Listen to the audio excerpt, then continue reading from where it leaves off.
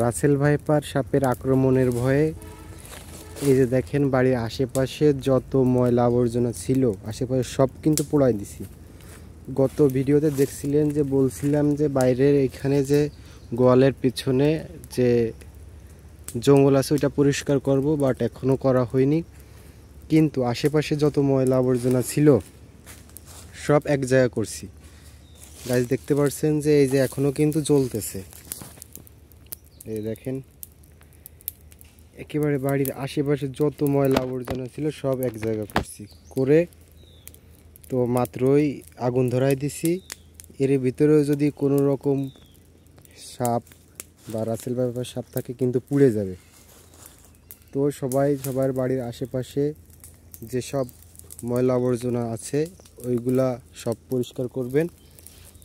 এরকম আমার মতো করে পরিষ্কার করেও কিন্তু আগুন দিয়ে ধরাই দিতে পারেন। এইটা হচ্ছে আপনাদের সেফটি হিসেবে থাকবে, ঠিক আছে। এই যে দেখতে পাচ্ছেন যে এটা কিন্তু এখনও পরিষ্কার করা হয়নি, এইটা 2-1 দিনের ভিতর এটা ক্লিয়ার করে দিব। বাট এমনি যে ময়লা আবর্জনা ছিল বাড়ির আশেপাশে সেটা কিন্তু ধরাই দিছি। তো আপনারাও এই ট্রিক্সটা কাজে লাগাতে পারেন। ধন্যবাদ সবাইকে।